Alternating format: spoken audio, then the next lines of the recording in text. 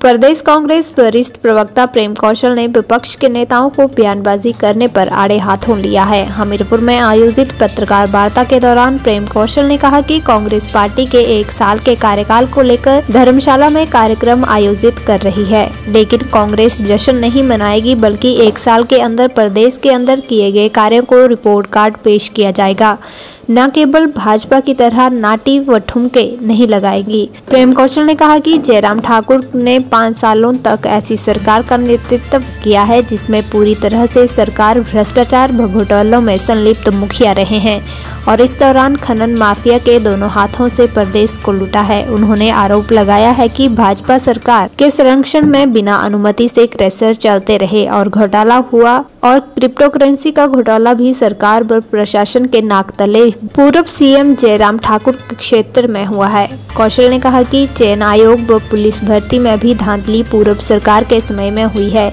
जिससे बेरोजगार युवाओं के साथ धोखा जयराम सरकार के समय में हुआ है। प्रेम कौशल ने कहा कि केंद्र सरकार की गारंटियों के बारे में वे कभी कुछ नहीं कहते हैं, लेकिन कांग्रेस की गारंटियों पर हर समय बात करते हैं।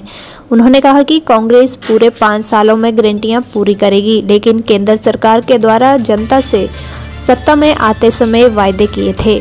उन्होंने कहा कि कांग्रेस सरकार ने प्रदेश में 2050 स्कूल एक्सीलेंस स्कूल खोलने का निर्णय लिया है, जिससे शिक्षा के स्तर में सुधार आएगा। साथ ही हर विधानसभा में स्वास्थ्य सुविधाओं को बेहतर बनाया जाएगा। प्रेम कौशल ने केंद्रीय मंत्री अनुराग सिंह ठाकुर से कहा कि अनुराग ठाकुर अपने अहंकार को त्याग दे और वे बड़े मंत्री पद पर हैं, इसलिए आपकी जवाबदेही भी ज्यादा है। उन्होंने कहा कि अनुराग ठाकुर के बयानों पर प्रतिक्रिया देने पर छुटभैया नेता जवाब देते नजर आते हैं, लेकिन बीजेपी के नेता बताएं कि भ्रष्टाचार को खत्म करने के साथ कितने लोगों को सजा दी है। उन्होंने कहा कि ईडी के छापे करवाकर केंद्र सरकार के द्वारा डराने धमकाने का ही काम किया जाता रहा है। कि लोग हमसे भी सवाल करते हैं, जैसे आज आप हमारी गारंटियों की बात कर रहे हैं ना, तो आपकी गारंटियों के विषय में क्यों ना पूछे कोई? आप भी तो रोज हल्ला कर रहे हैं, आप भी तो रोज पूछें। हालांकि हमारी गारंटियां जो है, कांग्रेस पार्टी की जो गारंटियां हैं, वो भारतीय जनता पार्टी के लिए नहीं है। हमारी गारंटियां प्रदेश के लोगों के लिए हैं। और जब हम 5 वर्ष का शासनकाल अपना पूरा करने के बाद दोबारा लोगों के बीच जाएंगे, मत मांगने के लिए जाएंगे, तब लोग भी हमसे हिसाब लेंगे और हम भी अपना रिपोर्ट कार्ड लेके उन गारंटियों का जो हमने वादे प्रदेश के लोगों से किए हैं, हमने उनको पूरा किया कि नहीं किया, वो हिसाब किताब हम प्रदेश के लोगों को देंगे। भारतीय जनता पार्टी के लोगों को नहीं हमने वो हिसाब देना है ना, उनके लिए हमारी गारंटियां हैं। जयराम जी ये भी कहते हैं कि विकास रुक गया। हाँ भाई, जिस तरीके का विकास आप कर रहे थे वो तो रुक गया। आप क्या विकास है? आप बिना डॉक्टर मुहैया कराए आप अस्पताल खोलने की घोषणा कर रहे थे, आप स्कूलों का अपग्रेड करने की घोषणा कर रहे थे, वो विकास को हमने रोक दिया। बड़ी स्पष्ट नीति हमारी सरकार की है। आप देख रहे होंगे कि अभी आपने देखा कि एक एक्सीलेंसी 2050 स्कूल हिमाचल प्रदेश में हमारी सरकार जो है वो शुरू करने जा रही है। मतलब क्या है? हम गुणात्मक शिक्षा जो है, हम शिक्षा का जो स्तर है, शिक्षा का जो ढांचा है, उसमें सुधार करने की बात कर रहे हैं। इसी की व्यवस्था परिवर्तन मुख्यमंत्री कर रहे हैं। जो हमारे सब डिवीजन लेवल के हर कॉन्स्टिट्यूंसी का जो एक हॉस्पिटल है, सिविल हॉस्पिटल है, बड़ा हॉस्पिटल है, उसमें तमाम इक्विपमेंट्स, चाहे वो सीटी स्कैन हो, चाहे वो अल्ट्रासाउंड हो, इस तरह की जो सुविधाएं हैं वो ब्लॉक स्तर के ऊपर लोगों को उपलब्ध हो, उस दिशा में सरकार काम कर रही है।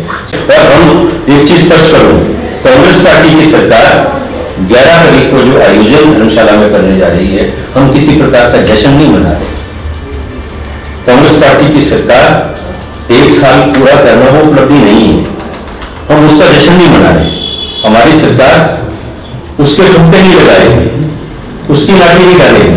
हमारी सरकार ने 1 वर्ष के अंदर प्रदेश के अंदर जो काम किया है उसका रिपोर्ट कार्ड जो है वो प्रस्तुत करेगी और आने वाले जो 4 साल का शासनकाल कांग्रेस पार्टी की सरकार का है, उसमें क्या आगे करना है कांग्रेस पार्टी की सरकार ने, उसके ऊपर जो है वो प्रकाश जो है वो डालने का काम हमारी सरकार करेगी। मैं एक चीज बड़ी जिम्मेदारी के साथ कहना चाहता हूं कि जयराम ठाकुर ने 5 वर्ष एक ऐसी सरकार का नेतृत्व किया जो पूरी तरह से भ्रष्टाचार और घोटालों में संलिप्त थी। जयराम ठाकुर भ्रष्टाचार और घोटालों में संलिप्त सरकार के मुखिया रहे हैं 5 वर्ष। और उनके शासनकाल में जो हमारा खनन माफिया प्रदेश का था, उसने दोनों हाथों से प्रदेश को लूटा, स्टोन क्रशर्स का। और ये जो डिजास्टर हुआ, इसके बाद जो कमेटी की रिपोर्ट्स आई है, इस तरीके से जो है वो 61 क्रशर जो है बिना अनुमति के चलते रहे, वो अपने आप में एक बहुत बड़ा घोटाला है और वो सरकार के संरक्षण में हुआ। उनके अपना जो संसदीय क्षेत्र है उसके बीच में हुआ, सबसे ज्यादा क्रशर तो वहां थे, सबसे ज्यादा डिजास्टर भी वहां हुआ। उसके बाद आपका क्रिप्टो करेंसी का 2,500 करोड़ रुपए का घोटाला, जिसमें पुलिस के लोग भी जिसमें पैसा लगा रहे थे, सरकारी अधिकारी भी जिसमें पैसा लगा रहे थे, वो उस सरकार और उस प्रशासन की नाक के नीचे हुआ। और इसी के साथ सबऑर्डिनेट सर्विस कमीशन की बात करते हैं। 5 वर्ष जितनी भी भर्तियां हिमाचल प्रदेश में हुई, चाहे वो पुलिस भर्तियों का मामला था, उसमें भी आपने देखा किस तरीके से पेपर बिके, पेपर लीक हुए। और सबऑर्डिनेट सर्विस बोर्ड के माध्यम से, कमीशन के माध्यम से जितने इम्तिहान हुए, जितने पर्चे हुए, वो किस तरीके से बिकते रहे, किस तरीके से लीक होते रहे।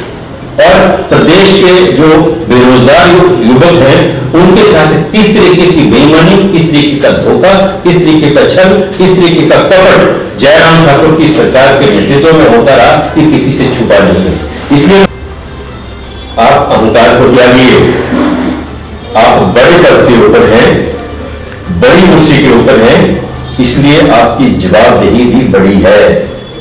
हम आपसे सवाल पूछेंगे, ये हमारा अधिकार है।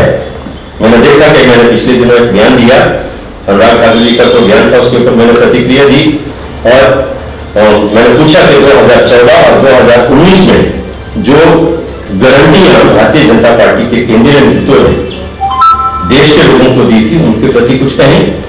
जिसमें 2 करोड़ नौजवानों को प्रतिवर्ष नौकरी देने की बात थी, गैस सिलेंडर को लेकर आंदोलन करते थे, महंगाई कम करने की बात थी, पेट्रोल की कीमतें कम करने की बात थी, काला धन लाने की बात थी, 15 लाख रुपए काला धन लाके खातों में डालने की बात थी, भ्रष्टाचार मिटाने की बात थी। कितने भ्रष्टाचारियों को सजा दी भाई आपने 10 सालों में? आप सिर्फ भ्रष्टाचार का जो है एक राजनीतिक हथियार के रूप में आप उसको इस्तेमाल करते हैं। मैं ये जानना चाहता हूं कि इस देश के अंदर जिस भ्रष्टाचार की आप चर्चा करते थे, उस भ्रष्टाचार को के अंतर्गत आपने कितने लोगों के ईडी के छापे तो हर किसी के यहां पड़ रहे हैं, सीबीआई के छापे भी हर किसी के यहां पड़ रहे हैं, जितने विपक्ष के नेता हैं देश के। लेकिन ये जानने का अधिकार हमारा जरूर है कि हम ये जानना, छापे तो हमारे, सजा कितने लोगों को हुई, दोषी कितने पाए गए।